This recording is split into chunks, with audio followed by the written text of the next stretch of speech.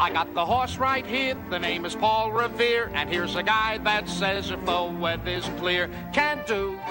Hello, racing fans, and welcome back to another edition of Handicapper's Corner, brought to you by the Derby Bar and Grill. I'm Mike Heads, along with Jerry Forster. We're going to go through the Sunday, August the 11th races at Hastings. We do have 8 thrillers. We have a good field size today, and it should be a lot of fun. No stakes races. We had a whole pile of them last weekend, so we'll be the hard fighting claiming. Yeah, exactly. We getting the got a little shine. Got a little spoiled on the Monday card with 6 stakes. These so, horses put on good shows too. No, and usually the payouts on Sunday are very good. Really good handles on Sunday. So keep an eye on that late pick 4.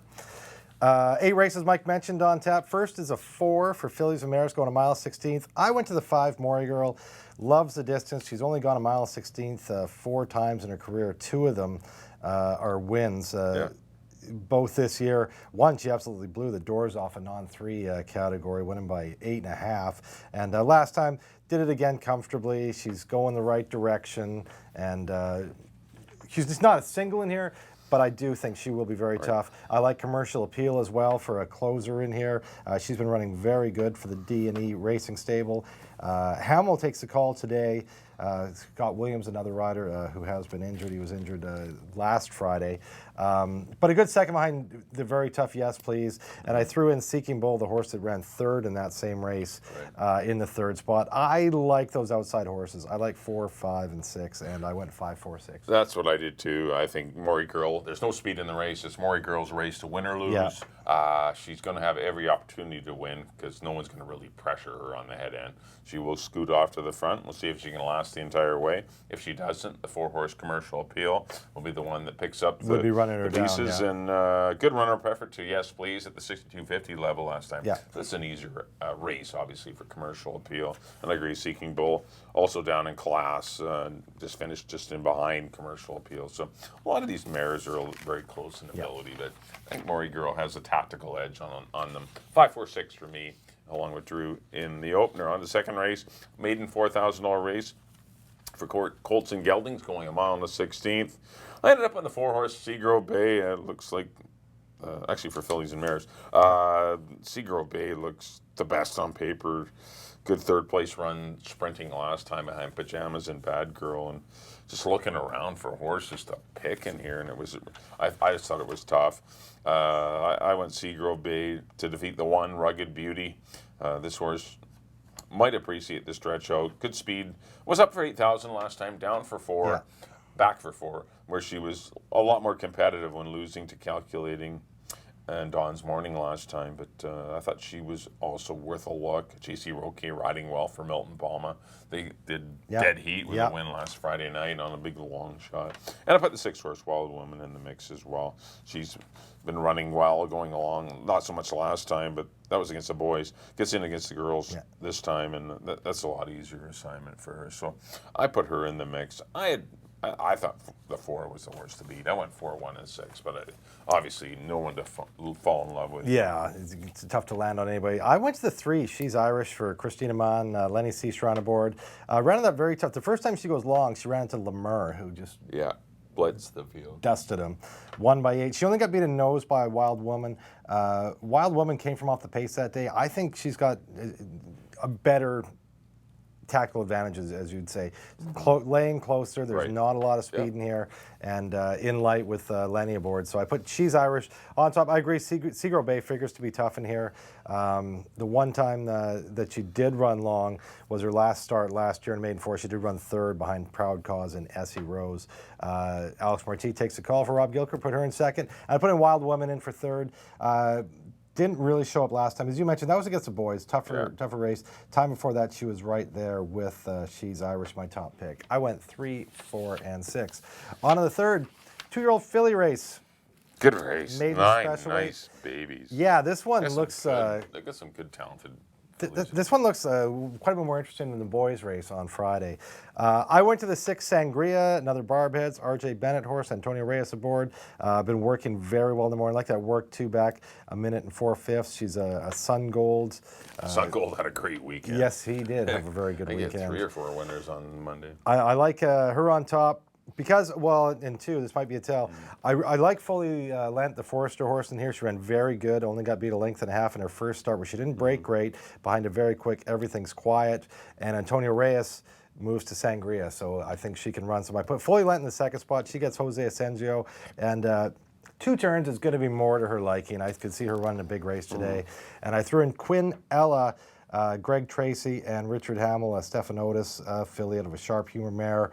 And good final prep for this at Century Mile in a minute and 1 tick. And again, as we mentioned on the Friday show, Greg Tracy is dynamite with his 2-year-olds. I went 6, 8, and 2. I have the same 3 horses. I agree with Sangria. She's worked well. I've seen her in the morning. She's a big, striking filly. You'll be impressed with her when you see her in the paddock. She's a big, tall, looks like a 5-year-old gelding. Good-looking She's girl, just yeah. big, good-looking. She's very athletic.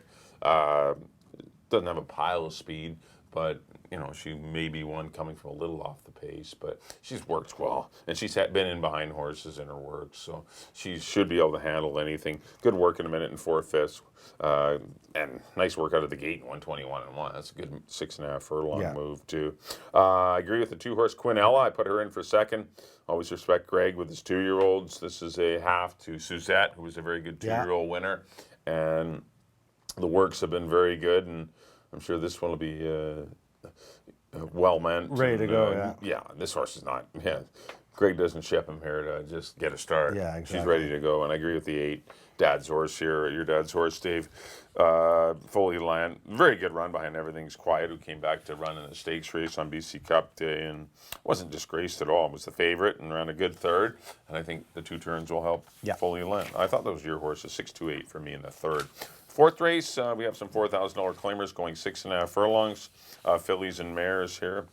I wanted the 3-horse Anotis. I liked her last time, got 7-1 on her. Not going to get 7-1 on her, even in a tougher spot.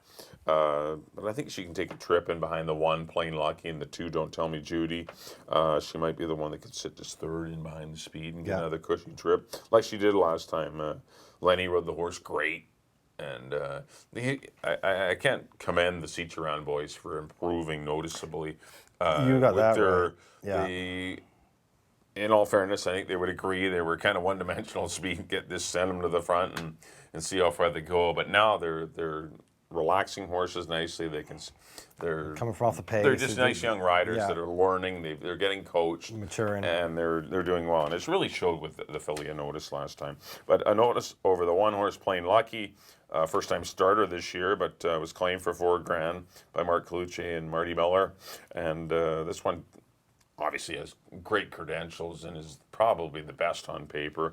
And if she can reproduce any of her last year's races, she's going to be really tough. And I put the 4-horse Harold Barraby's Free and Fast in for third. She was a good second to Maury Girl last time. Yeah. 3-1-4. I went to the 2 Cloutier runners. I put Plain Lucky. Tracks Richard Hamill. He was aboard for her last start. She went to the sidelines in August last time, the day she was claimed. So something was up. But Mark's very good off the layoff. She's been training forwardly for this. And she has all the back class in this field. So I put Plain Lucky on top of Union Obsession, who just got beat a neck last time by Arbadina Rose in the same condition. And got a 44 buyer. And I think she's tough right back with Jose Asensio aboard. And I agree. I put a notice. Just broke her non-3. And so this is a little bit of a jump up. Sometime that can be tough. So I didn't have her on top of my ticket, but I do have her on it. I went 1, 7, and 3. On to the 5th, fillies and mares, 4, non-2, going 6.5 furlongs. Field of 7 in here. Nope, field of 11. There's a whole other page. There's a bunch. Excuse me. I went to the 8, Backseat Rider.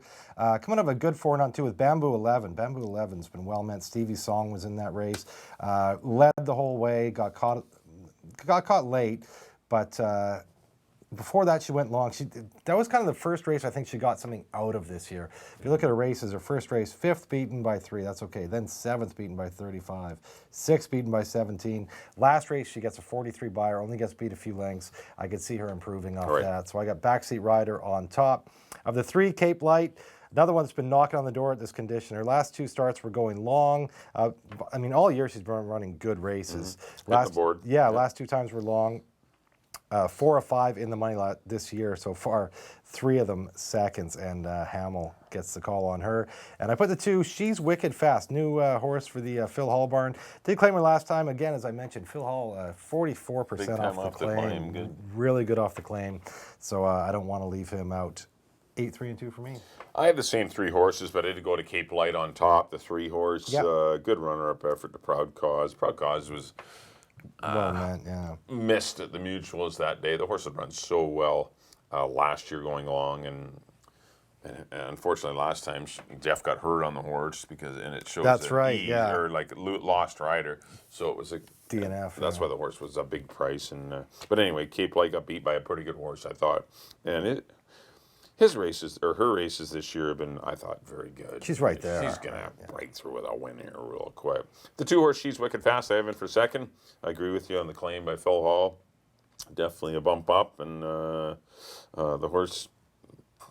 Obviously, he saw something in the horse to claim it, and I respect that. I got to put the horse in for second, and I agree with the 8 backseat rider. This horse can win easily. Has a tactical speed too. Might be able to be the one that leads them all the way. Can avoid a pace to with Pajamas and Harlan's Angel. Calculating there are some speed around backseat rider, but we'll see how it plays out. But I went 3, 2, and 8. I really like Cape Light. On to the 6th race, $8,000 claimers. This is for 3-year-old fillies. Going 6.5 furlongs. I see a lot of speed in here. We got Dirtle Door. We got GMT Baby. Mark's Miss and GMT Baby. You got this I thought Bamboo 11 is worth following again. Yeah. Did I love her last time? No. I liked her with her maiden win. But last time, I wasn't a big fan, and she proved me wrong and ran a really big race. And so I'm jumping on the Bamboo 11 train, and I'm going to try her to win it over the 4-horse GMT Baby, who will be definitely your horse to beat under Rigo Sarmiento. And the horse looked good winning at this level last time, and it's the obvious choice. Going to be a very, they're going to make a lot of money on GMT Baby, but Bamboo 11 might be the better Phil Hall runner. From a handicap, or from a money standpoint, and I put the 6-horse Kensington Market in for third. This horse ran on well at the end of the race, but for value, I went Bamboo 11, 146. I do. This race looks like it goes through Phil Hall. I went to GMT Baby. She doesn't need the lead. I know there's other speed in her. I don't think she has to have the lead. No. She can come just off the pace. That's why I like her a little bit more than Bamboo 11. But Bamboo 11, you're right, is the now horse, and Praven Sorensen, what a year he's had. So I had the same top 2 horses. I just flip-flopped them. I went to GMT Baby over Bamboo 11. And I threw in You Got This, who I thought ran a really good race last time behind GMT Baby for trainer Cindy Krasner, Denny Velasquez aboard. 4-1-8 for me in the 6th. On to the 7th. 3- and 4-year-old allowance race, non-winners of 3 lifetime, field of 9 in here. I went to the 4 Ring of Kerry. Last time, he comes out of the Chris Loseth where he runs 3rd behind Explode, just gets beat at nose by Ring of Kerry, and then goes into an allowance race, a non-2 allowance race, wins by 7 on the head end. Gets a 75 buyer. I think he's tough right back. This race obviously is a little bit tougher than Mosley and then Finally Gotcha, but I just think Ring of Kerry's the now horse. I got him on top of R.W. Stanley. Ran a bang-up race to beat Slews to Boss by a nose last time. Those are the horses I have underneath of them.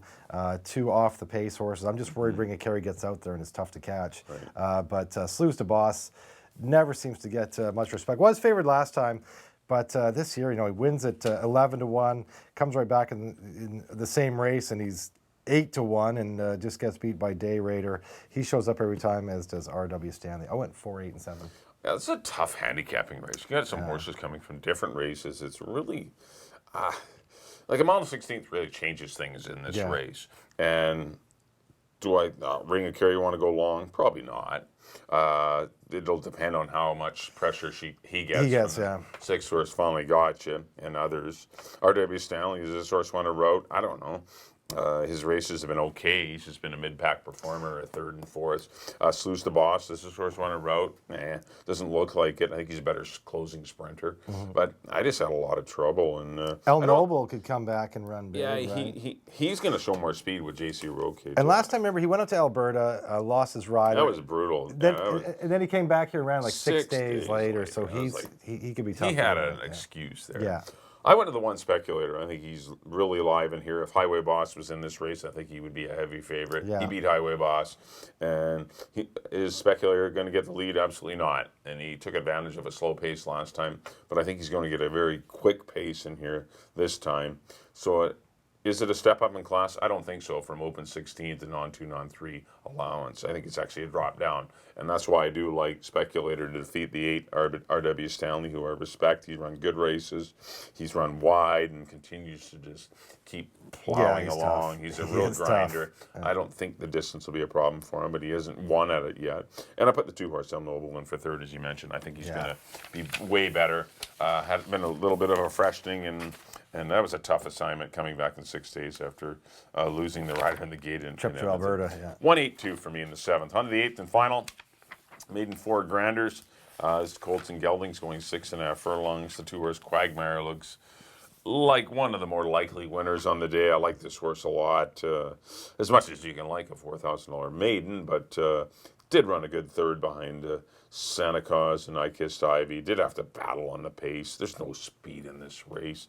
Broadway Dave comes from I have Broadway Dave for second, but he comes from a mile out of it, and Lionel Mack for third. But there's just no one to go with Quagmire. Quagmire's going to get an easy lead. I just think his horse is going to have every opportunity to win. Yeah. If he doesn't win, Broadway Dave gets him, or Lionel Mack. I went 2, 3, 4. I went. I didn't mark mine down here. Well, I did actually. I went the other way. I went Broadway Dave over Quagmire. I just, this horse is running against way tougher horses. Yeah, he's a big drop. That's a And huge it's drop. a big drop, and he gets Reyes back aboard. I like Broadway Dave over Quagmire. I threw in Kindergarten Grader for Rob Maben in the third spot, just one that always seems to be creeping up at the end for Rob Maben. I went 3, 2, and 8. That'll do it for our analysis of the Sunday card. Up next on screen will be our picks. Mike, as always, you're There up we first. go. Back on race number 1, I went to the 5. Maury Girl. Both Drew and I agree on the 5. We're going to go 5, 4, and 6. Race number 2, I went to the 4-horse Seagrove Bay. Going to go 4, 1, 6. Race number 3, I went to the 6. Sangria. Firster for Barb Heads. 4, 6, 2, and 8. Race number 4, I went to the 3 and Otis. Liked her last time. Going to follow her back. 3, 1, 4. Race number 5, I went to the 3, Cape Light. Like this one a lot. 3, 2, and 8. Race number 6, I went to the 1, Bamboo 11. Phil Hall Exactor. Going to go 1, 4, and 6. Race number 7, the 1, Speculator. Going to go 1, 8, and 2. And the 8th and final, one of the better bets for me of the day, the 2, Quagmire. I got to go 2, 3, and 4. On to my picks, there we go. As Mike mentioned, back in the first, we agree on number 5, Maury Girl, over the 4 and the 6. In the second, I went to the 3, She's Irish, over the 4 and the 6. In the third, I'm with Mike again on number 6, Sangria, over the 8, Fully Lent, and the 2, Quinella. In the fourth, I went to the 1, Plain Lucky, over the 7 and the 3. In the fifth, I went to the 8, Backseat Rider, over the 3 and the 2. In the 6, I have the Phil Hall Exactor as well. I went the other 1 way, and though. 4. I 4 went and 1. GMT Baby over Bamboo 11 and the 8, You Got This. In the 7th, I went to the 4, Ring of Kerry, over the 8 and the 7 and the Nightcap. I went to the 3, Broadway Dave, over the 2 and the 8.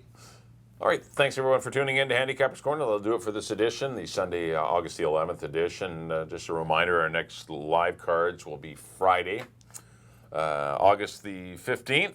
Good math. I think, or 16th, and Monday, the 19th. So we're going to do, yes. we're on to the Friday Mondays Yeah, for a while. for the next few weeks. Friday night, Monday late afternoon. Yeah. But yeah, we're on to the Friday Mondays for the next few weeks. So do take note of the schedule change. Simulcasting, of course, available on the Saturday and Sundays or every day at Hastings as well as here at the Derby Bar and Grill. So do take advantage of that. If you're in the South Surrey area, get down here to the Derby on the weekend. But our next live card will be Friday night.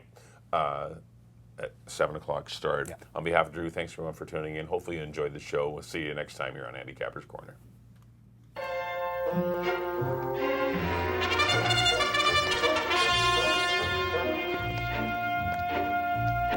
I got the horse right here, the name is Paul Revere, and here's a guy that says if the weather's clear, can do